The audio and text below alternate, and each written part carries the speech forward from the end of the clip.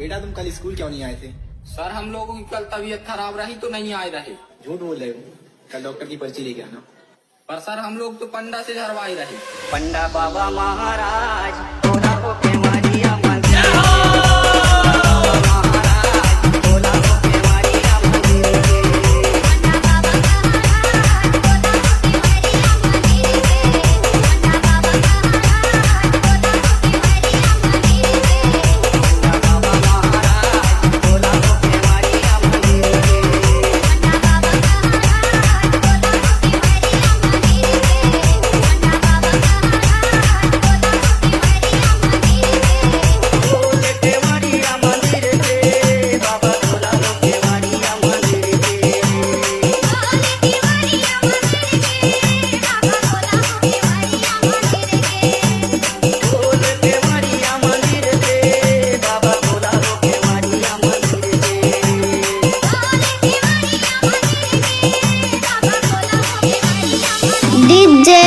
DJ Ballu धुर्वी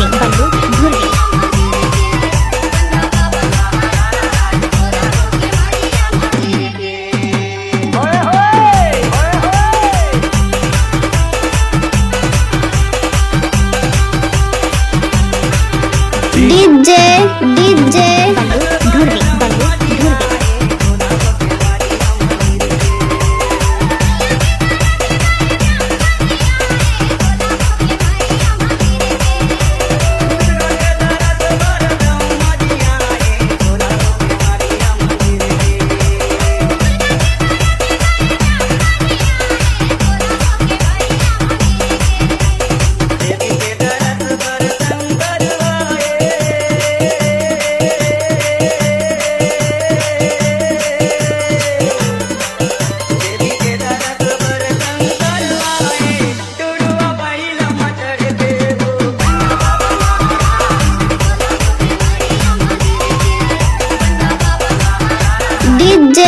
DJ Ballu धुर्वी